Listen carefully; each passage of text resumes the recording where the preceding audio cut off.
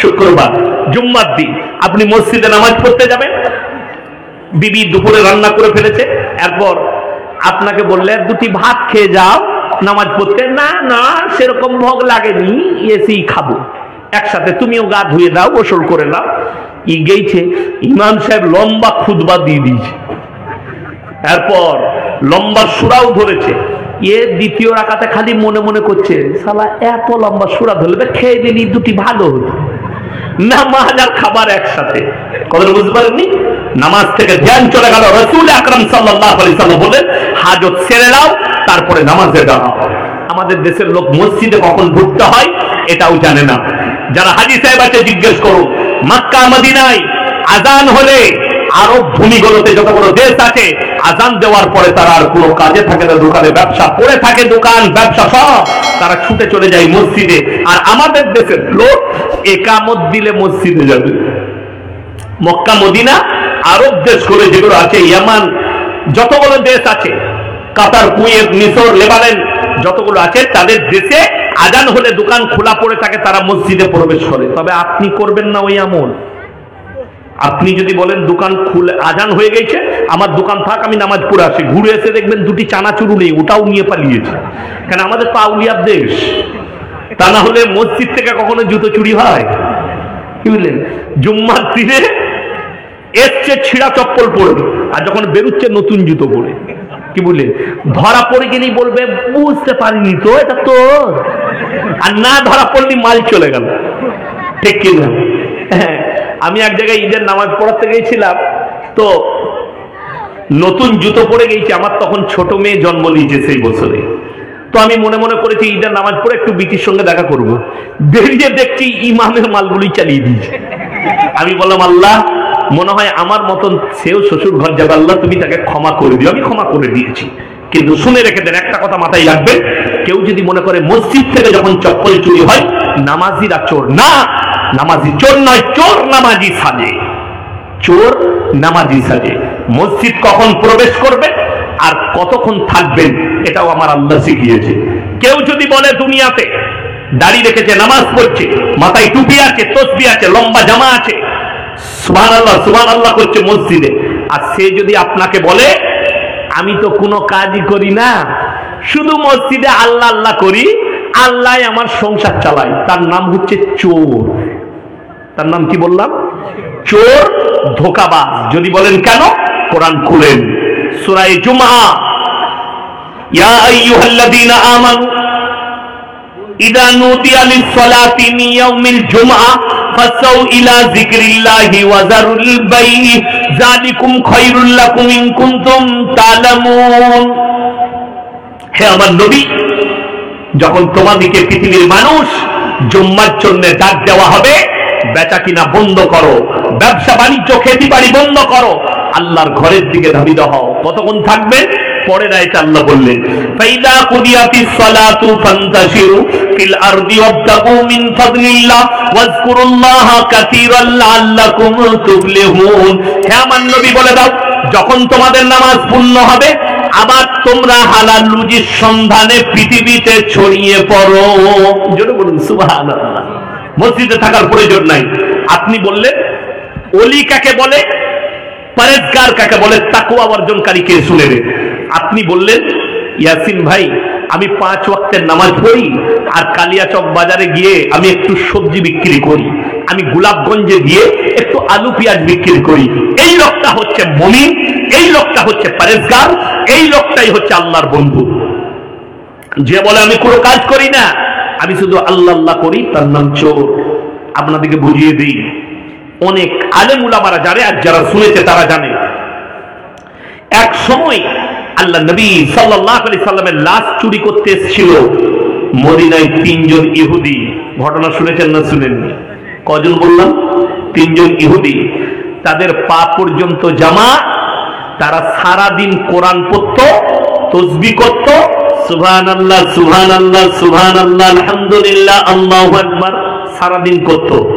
রাতের বেলায় মাটি কুড়ে শহরের বাইরে ফেলে আসতো। তারা হচ্ছে চোর। কথাটা বুঝাতে পারলাম? নবীর লাশ চুরি করতে এসেছিল। ওই জন্যে যদি কেউ লন্ডন থেকে পা পর্যন্ত জামা পরে চলে আসে মনে করেন না। আমাদের দেশের রোগ কি জানেন? আরবে মুরগি বিক্রি করতো। কি বিক্রি করতো? মুরগি জবাই করে মুরগির মাংস বিক্রি করতো। দিয়ে ওইখানে আরবি শিখেছে, দিয়ে এসে এইখানে বলছে আসসালামু আলাইকুম মনি সাহেব, কাইফা হালুকা। মনি সাহেব মনে করছে শালা এত বড় শেখ এলো কোথা থেকে, পা পর্যন্ত জামা। কিন্তু তাকে যদি বলা হয় কোরআনের প্রথম আয়াতটা তাফসীর কর, পায়খানা ঘর খুঁজে বেড়াবে কোথায় ঢুকবো। কথা বুঝতে পারেননি? আরবি ভাষা আর কোরআনের ভাষা আসমান আর জমিনের ফারাক। এর মধ্যে সিফাত আছে, এর মধ্যে গুণাবলী আছে। আরবি ভাষায় গুণাবলী নেই। আপনারা বলুন শুদ্ধ বাংলা আছে না নাই? কথা বলে চলতি বাংলা। বর্ধমান, বীরভূম, মুর্শিদাবাদ, মালদার লোক আমরা চলতি বাংলা বলি, কিন্তু একটা সাধু বাংলা আছে, আছে না নাই? সেই সাধু বাংলা বলতে গেলে আমাদের দাঁত ভেঙে যাবে। আমরা চলতি বাংলাই বলি, তাই না? ওই জন্যে যারা চলতি আরবি শিখে এসে ইমাম সাহেবের কাছে ফটর ফটর করো না, বিপদে পড়ে যাবে। এই রকম চোর আপনার জানা নাই। যে বলবে আমি তসবিহ করি, নামাজ পড়ি, মসজিদ থেকে বেরোই না, আমি ইতিকাফ নিয়ে আছি আর আমার কোনো কাজ নাই, আল্লাহ আমার ঘর সংসার চালাচ্ছে, এর নাম চোর। ইমানদার সে যে বলবে আমি তো নামাজ পড়ি, আমি রোজা রাখি, কিন্তু আমার একটা ব্যবসা আছে, আল্লাহ আমার ঘর চালাচ্ছে। যেমনি নামাজ হয়ে গেল, আপনি হালাল রুজির সন্ধানে ছড়িয়ে পড়ো, এটা আমার আল্লাহর হুকুম, তুমি বেরিয়ে পড়ো। আবার আসরের আযান হবে, যেখানে মসজিদ পাবে সেখানে তুমি ঢুকে পড়ো। এখন এই মালদা জেলার লোক বলতে পারবে যে 1 কিলোমিটার 1.5 কিলোমিটার অন্তর অন্তর মসজিদ নাই? কথা বলেন। ভারতবর্ষের সব থেকে বেশি মসজিদ কোন শহরে আছে কেউ বলতে পারবেন? জানেন না। এবং মুসল্লিও বেশি। সেই শহরটার নাম হচ্ছে উত্তরপ্রদেশের রাজধানী লখনৌ। কোথায় বললাম? লখনৌ। আমি যে বছরে ইরফানিয়ায় কিরাত পড়ি সেই বছরে 1450 মসজিদ ছিল। কত বললাম? 1450 মসজিদ। এখন বর্তমানে 1700-1800 মসজিদ আছে ওই টাউনটায়, শহরে, পুরো লখনৌ শহরে। ভারতের কোন শহরে এত মসজিদ নাই। কেন? ওই শহরটা হচ্ছে নবাবদের শহর। আমি যে মসজিদটাই 2 ওয়াক্তের ইমামতি করতাম, এশা আর ফজর, আমার উস্তাদ কারি কামালউদ্দিন মরহুম, আল্লাহ জান্নাতি করুক, উনি ইমাম ছিলেন। আমাকে বলতেন এশা আর ফজরটা তুমি পড়াবে, আমি আসতে পারবো না। আমার এলাকায় বাড়ি ছিল উনার, তো আমি পড়াতাম।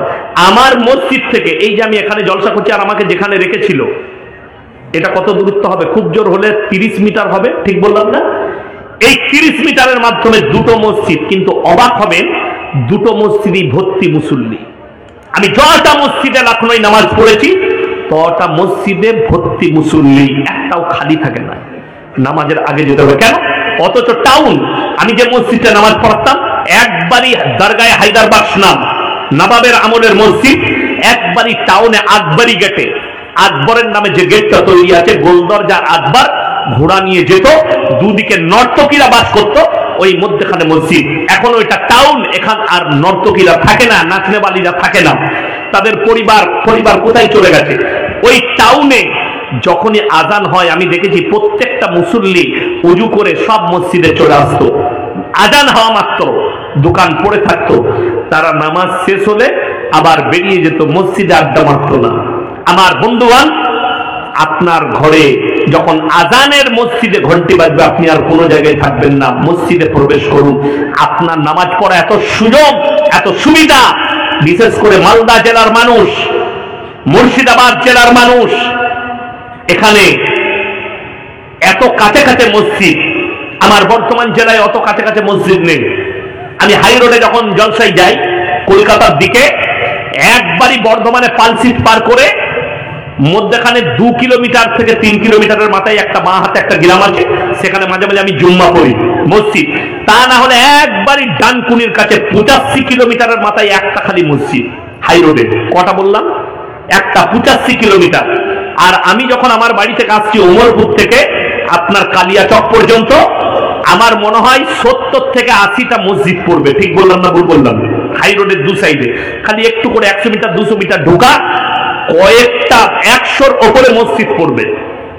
ওমরপুর বাজারেই তো, জঙ্গিপুর ওমরপুর বাজারে 10টা মসজিদ আছে। ধুলিয়ানে কয়েকটা মসজিদ আছে, আছে না নয়? কালিয়াচক বাজারে মসজিদ আছে, ফারাক্কায় মসজিদ আছে, কতগুলো মসজিদ, কিন্তু আমার ওই লাইনটাই মসজিদ নেই। তো আপনার এত সুযোগ, নামাজ কেউ ছাড়বেন না, সকলে জোরে বলুন ইনশাআল্লাহ। নামাজ কম্পালসারি। মায়েদিকে অনুরোধ করছি, রমজানুল মুবারকের মাস আসছে, আপনারা নামাজ ছাড়বেন না, রোজা ছাড়বেন না, এবং যতগুলো বিজোড় রাত্রি আসবে 21, 23, 25, 27, 29 সবাই নামাজ পড়বেন তো, জোরে বলুন ইনশাআল্লাহ। আমাদের দেশের একটা রোগ আছে, কি আপনাদের দেশের নয়, আমাদের বর্ধমানের দিকে, বর্ধমান, বীরভূম, 24 পরগনা, এরা 27-এর রাতে খালি নামাজ পড়বে। আমার বর্ধমানে কিছু বড় লোক আছে, এমনি নামাজ পড়ে না, রোজাও রাখে না, কিন্তু 27-এর রোজাটা রাখবে, রেখে সেই রাত্রিতে 5 কেজি 10 কেজি করে মিহিদানা সীতাভোগ কিনে নিয়ে যাবে। শুনেছেন তো বর্ধমানে মিহিদানা সীতাভোগ বিখ্যাত। কিনে নিয়ে গেল, দিয়ে ইমামকে দিয়েছে, না হলে মুয়াজ্জিনকে, মলি সাহেব এটা বিলি করে দিবেন তো। কেন? ওই জান্নাতে যাবে বিলি করে। 27-এর রাতে জান্নাত, শুনে রেখে দেন। কোন মৌলবি যদি এই দাবি করে যে 27-এর রাত্রিটাই শবে কদরের রাত্রি, এর থেকে বড় বেদাত আর কিছু নেই। কেন? আমার আল্লাহ তাআলা এই রাত্রিকে লুকিয়েছেন। কি করেছেন? লুকিয়েছেন। ওই জন্যই তো 21, 23, 25, 27, 29 এই রাত্রিগুলো তোমরা ইবাদত করো। এই রাত্রিগুলোতে তোমরা বিজয় রাত্রিগুলো খুঁজো। নবী আকরাম সাল্লাল্লাহু আলাইহি সাল্লাম বলেন, চলুন আগে চলুন। আমার আল্লাহ কোরআনে বললেন, ইন্না আনজালনাহু ফি লাইলাতিল কদর ওয়া মা আদরাকা মা লাইলাতুল কদর লাইলাতুল কদরি খায়রুম মিন আলফি শাহর। হে আমার নবী, আমি এমন একটি রজনী রাত্রি দান করছি, যে রাত্রি ইবাদত করলে 1000 মাস অপেক্ষা বেশি নেকি পাবে। জোরে বলুন সুবহানাল্লাহ। এক রাত্রি ইবাদতে, এরপর যদি এই রাত্রিটা 27-এর রাত্রি হয়, তাহলে তো মাতালু জান্নাতে চলে যাবে। বুঝতে পারেননি? গাঁজাখোরু জান্নাতে যাবে, সুদখোরু যাবে। কেন? আমাদের দেশের লোক বলে সারা বছর মদ খায়, অসুবিধা নাই, খালি 27-এর রাতে মাথা ঠুকে নিবি। এরকম বোতলে করে পানি নিয়ে চলে গেছে। ইমাম সাহেব বলছে কি হলো? বলছে আজকে সারা রাত নামাজ পড়বো। কেন? বলে জান্নাতে যাব।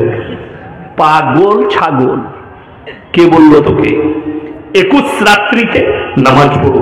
আমাদের জন্য ইবাদত করা সহজ না কঠিন? এই রমজান মাসে তাড়াতাড়ি বলুন। সহজ। আপনি 21-এর রাত্রিতে আপনার বিবিকে বলবেন, একটু এসে নামাজ পড়ে শুয়েছি, তুমি আমাকে 12টায় তুলে দিবে।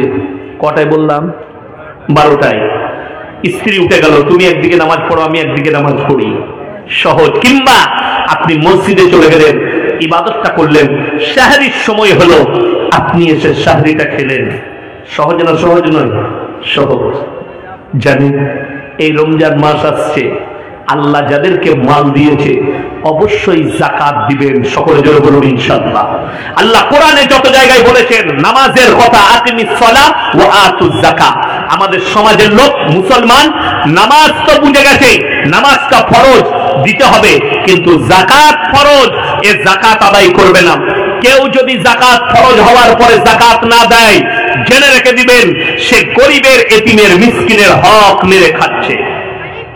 আমার বন্ধুগণ, আল্লাহ মুমিনদের পরিচয় দিতে গিয়ে বললেন, তোমরা নামাজে গাফলতি করো না, নামাজ ধীর স্থির ভাবে তোমরা পড়ো। শুনেলেন আল্লাহ মুমিনদের আখলাক কিভাবে বর্ণনা করেছেন? আল্লাযীনা হুম ফি সালাতিহিম খাশিউন ওয়াল্লাযীনা হুম আনিল লাগবি মুরিদুন। এবং তোমরা গুনাহ কাটা থেকে নিজেদেরকে বঞ্চিত রাখো। আপনি নামাজি, শুনেলেন নামাজ যে 5 ওয়াক্তের পড়বে, শুনেলেন নামাজ কত উপকারী একটা ওষুধ, নামাজ কত উপকারী একটা জায়গা, ইবাদত। আল্লাহ কোরআনে অপর জায়গায় বললেন, ইন্নাস সালাতা তানহা আনিল ফাহশাই ওয়াল মুনকার।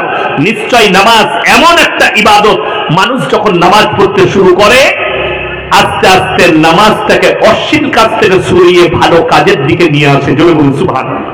আপনি এই নিয়তে নামাজ পড়বেন। আমার ভাই, আল্লাহ রাব্বুল আলামিন কোরআনে বললেন, কাদ আফলাহাল মুমিনুন। মুমিন কারা? তাদের 1 নম্বর চরিত্র হবে, তারা যখন নামাজ পড়বে খুজুর সঙ্গে নামাজ আদায় করবে, ধীর স্থিরতার সঙ্গে নামাজ আদায় করবে। ওয়াল্লাযীনা হুম আনিল লাগবি মুরিদুন, এবং তারা গুনাহ কাটা থেকে নিজেদেরকে বঞ্চিত রাখবে। এই রমজান মাস আসছে, সবাই নিজেদেরকে গুনাহ থেকে বাঁচাবো, জোরে বলুন ইনশাআল্লাহ। আল্লাহ আমাদের সকলকে গুনাহ থেকে হেফাজত করুন। কাদ আফলাহাল মুমিনুনা আল্লাযীনা হুম ফি সালাতিহিম খাশিউন ওয়াল্লাযীনা হুম আনিল লাগবি মুরিদুন, তারা যেন গুনাহ কাটা থেকে বঞ্চিত রাখে। ওয়াল্লাযীনা হুম লিযাকাতি ফাইলুন, যতটা আল্লাহ নামাজের গুরুত্ব দিয়েছেন, এখানে বললেন মুমিনদের আর একটা মারাত্মক আখলাক, যাদের যাকাত ফরজ হয়েছে তারা যেন যথাযথভাবে যাকাত প্রদান করে। তারা কি করবে? যাকাত দেবে যথাযথভাবে। আপনার কাছে যাকাত ফরজ হয়েছে, আপনি পৌঁছে দেন যাকাত পাওনাদারের কাছে, আপনি নেকি পাবেন। শুনে রেখে দেন আমার বন্ধুগণ, আল্লাহ যাদের যাকাত ফরজ করেছে অথচ যাকাত দেয় না, রিওয়ায়েতে আছে এমন একটা কিয়ামতের পূর্বে যুগ আসবে, সময় আসবে, যে সময়ে জেনে রেখে দিবেন যাকাত দেনেওয়ালা তো থাকবে, যাকাত লেনেওয়ালা থাকবে না। তখন এমন জায়গায় আপনার যাকাত পৌঁছাবে, যাকাত আর আদায় হবে না। এখন যাকাত লেনেওয়ালা আছে না নাই? আপনার বাড়ির পাশে আছে, গরিব, এতিম, মিসকিন, মাদ্রাসা, আপনি তাদের কাছে, যেখানে এতিম মিসকিনরা ইলম হাসিল করেছে, মাদ্রাসায় পৌঁছে দেন। যেখানে আপনার পাশের গরিব আছে তার কাছে রমজান মাসে পৌঁছাও।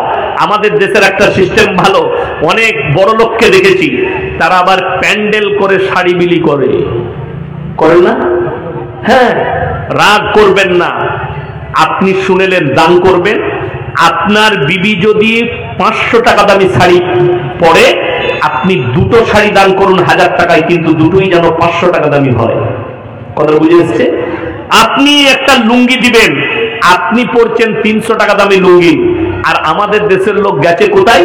বেলডাঙ্গা হাটে, দিয়ে 80 টাকা দামি লুঙ্গি নিয়ে এসে লুঙ্গি দিচ্ছে। এই ঘরে নিয়ে গিয়ে বউকে বলে না কি করবো, বলে কেতা করবি কেতা। এমন একটা শাড়ি দিয়েছেন, কত দাম? 120 টাকা দাম, হাওড়া হাট থেকে কিনে নিয়ে এসছে শাড়িটা। সে শাড়ি পরার যোগ্য নয়।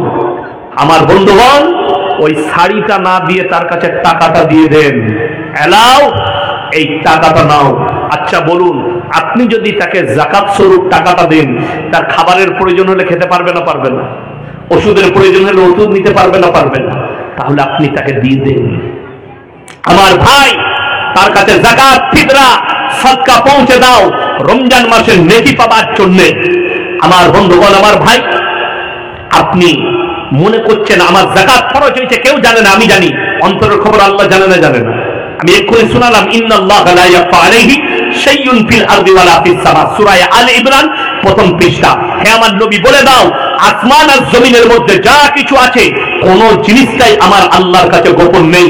তোমার যাকাত তো ফরজ হবে, তুমি অন্তরে জানবে, লোককে জানাবে না, অথচ তুমি যাকাত দিবে না। আর যারা যাকাতের পয়সা খাচ্ছে তারা হারাম খাচ্ছে, জেনে রেখে দিবে। যাদের যাকাত ফরজ হয়েছে হিসেব করে যাকাত বার করে না, বরঞ্চ যাকাত খাচ্ছে, তারা হারামের পয়সা খাচ্ছে, যাকাতের পয়সা খাচ্ছে, মানে আল্লাহর কাছে হিসেব দিতে পারবে না, পেরিয়ে যেতে পারবে না। ওয়াল্লাযীনা হুম লিযাকাতি ফাইলুন। এরপরেরটা শুনেন, ওয়াল্লাযীনা হুম লিফুরুজিহিম হাফিজুন।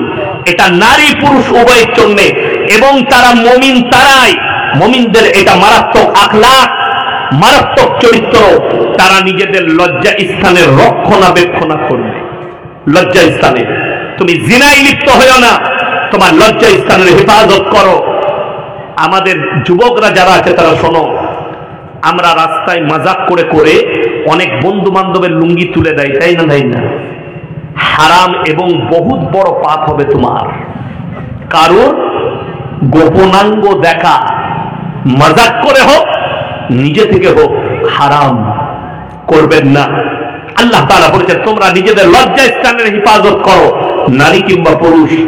মায়েরা, স্বামী থাকতে তোমরা পরকীয়ায় লিপ্ত হইও না, আল্লাহর কাছে বড় বিপদে পড়বে কিয়ামতের দিনে। আমার মা বোনকে আল্লাহ হেফাজত করুক।